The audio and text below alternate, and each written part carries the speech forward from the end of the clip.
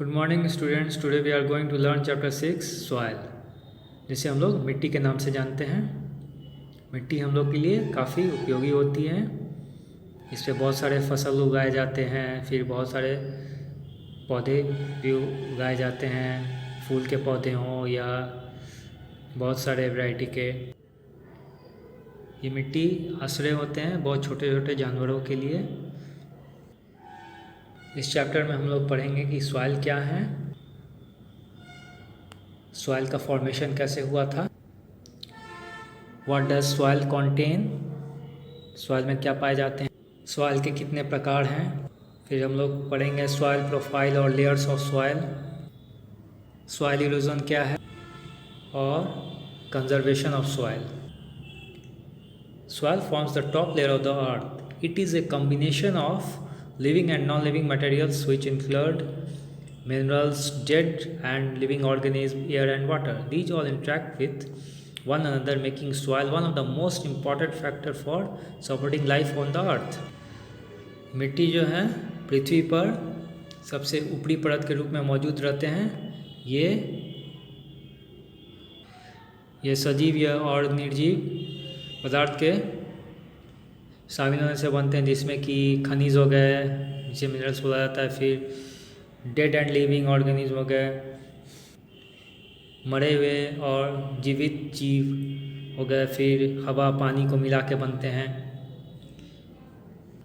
ये सब मिल के सहभागिता निभाते हैं, making soil one of the most important factor for supporting life on the earth.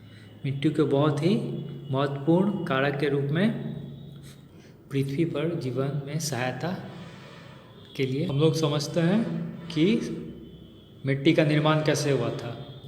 Soil is formed millions of years ago from rocks. During the day, the sun heated the rocks and they got cool at night. Due to repeated heating and cooling, the rocks developed cracks and they broke into smaller pieces.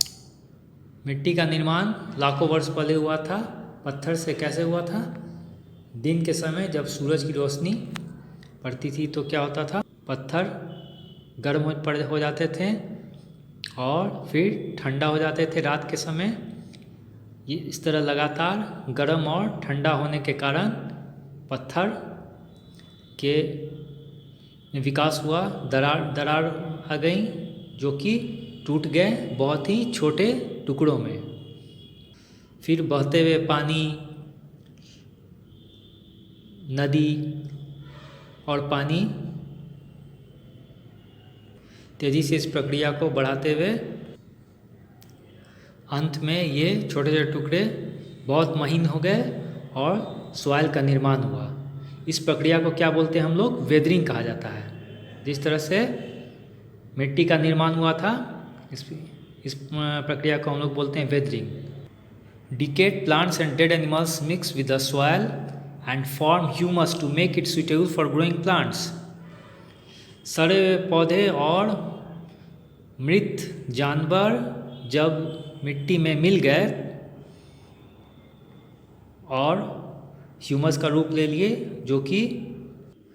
जो बढ़ते हुए plant के लिए खाद का काम करते हैं, उपयुक्त हुए पौधे के बढ़ने के लिए। हम लोग पढ़ते हैं कि व्हाट डज सॉइल कंटेन, मिट्टी में क्या क्या पाए जाते हैं। All soil contain sand, silt and clay particles but in different proportions. Sand particles are the largest, then silt and finally the clay. जितनी भी मिट्टियाँ पाई जाती हैं उसमें क्या होते हैं? बालू होते हैं, फिर सिल्ट होते हैं और चिकनी मिट्टी के कण होते हैं, जो कि विभिन्न तरह के अनुपात में होते हैं। इसमें जो बालू वाले जो कण होते हैं वे सबसे ज़्यादा मात्रा में होते हैं, तब उसके बाद सिल्ट आते हैं और लास्ट में चिकनी मिट्टी आती है। अब हम लोग पढ़ते हैं पहला इसका सैंड। बालू क्या है? Sand particles are largest in size, they have a lot of space between them, so they cannot hold water, but they can hold a lot of air. On rubbing, sand particles feel rough and gritty. अब ये बालू के जो कण होते हैं बहुत ही ज़्यादा मात्रा में होते हैं, उनके बीच में बहुत सारे जगह होते हैं इसलिए वो ज़्यादा तक पानी को पकड़ के नहीं रख सकते हैं, लेकिन हवा को रोक पकड़ के रख पाते हैं। इनको रब करने पर इनके जो बालू के जो कण होते हैं महसूस होते हैं, रेतीला टाइप के होते हैं। हम लोग देखते हैं सिल्ट, क्या silt particles are smaller than, ये क्या होते हैं, बालू के कण से छोटे होते हैं और ये पानी को पकड़ के रखते हैं। जैसा कि देखिए सैंड में बालू जो होते हैं वो काफ़ी जगह होता है, वो पानी को नहीं ज़्यादा पकड़ के नहीं रख सकते हैं, लेकिन ये सिल्ट जो होते हैं वो पानी को पकड़ के रखते हैं। इन्हें छूने पे महसूस होता है चूर्ण टाइप का जब हम लोग इसको रब करते हैं, जब ये सूख जाते हैं। अब हम लोग देखते हैं क्ले क्या है। These are the finest particles. ये जो होते चिकनी मिट्टी होती है, ये बहुत ही महीन कण होते हैं। ये महसूस होते हैं बहुत ही मुलायम जब ये सूखे होते हैं, और चिपचिपा जैसा महसूस होते हैं जब गीला होने पर। इसके अलावा मिट्टी जो होते हैं उनमें पाए जाते हैं छोटे छोटे कंकड़, जिन्हें ग्रेवल्स कहा जाता है। फिर मिनरल खनिज पाए जाते हैं, जैसे कि कैल्शियम हो गया, पोटासियम, इस तरह के खनिज पाए जाते हैं। और ह्यूमस, जो कि पौधे की वृद्धि के लिए होते हैं। ये सब कहाँ पाए जाते हैं, मिट्टी में पाए जाते हैं। Soil also contains air and water. मिट्टी में क्या और पाए जाते हैं, हवा पाए जाते हैं और पानी पाए जाते हैं। It is also home to many small animals. मिट्टी में बहुत सारे छोटे जानवरों के घर होते हैं। हम लोग पढ़ते हैं टाइप्स ऑफ सॉइल, सॉइल के मिट्टी के प्रकार। According to the size of particles and their texture, soil can be divided into 3 types. They are sandy, silty and clayey. When these 3 soils are mixed in proper proportion, a very fertile soil called loam is formed. मिट्टी के आकार जो उनके कण में होते हैं और बनावट के अनुसार मिट्टी को 3 तरह से विभाजित किया गया है। पहला है सैंडी, जिसे बोला जाता है सैंडी सॉइल। दूसरा होते हैं सिल्टी सॉइल और तीसरा होते हैं क्लेई सॉइल। अब ये तीनों जो मिट्टी होती है जिन्हें सैंडी बोला जाता है, सिल्टी और क्लेई, ये 3 तरह की जो मिट्टी होती हैं, अगर इनको मिक्स किया, एक सही अनुपात में मिश्रित किया जाए तो बहुत ही उपजाऊ मिट्टी का निर्माण होता है, जिसे कि लोम कहा जाता है, जिसे लोमी मिट्टी बोला जाता है। अब हम लोग देखते हैं पहला सैंडी सॉइल क्या होता है। Mostly sand particles are formed in this soil. When you rub it, it feels rough and gritty. Sand does not hold water, so it is good for providing drainage. It is not suitable for growing many crops. However, coconut, groundnut, sweet potato, muskmelon, watermelon, etc. can be grown in it. This soil is mainly used to make buildings. अब देख रहे हैं ये क्या है, Sandy soil है।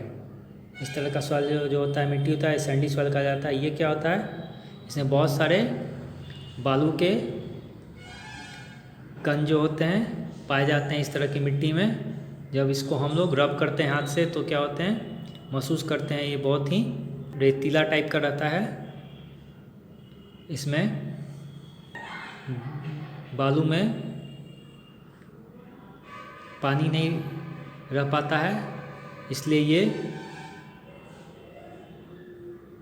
जल निकास के काम में आता है। ये उपयुक्त नहीं होता, इस तरह का मिट्टी जो होती है उपयुक्त नहीं होती है बहुत से फसलों के लिए।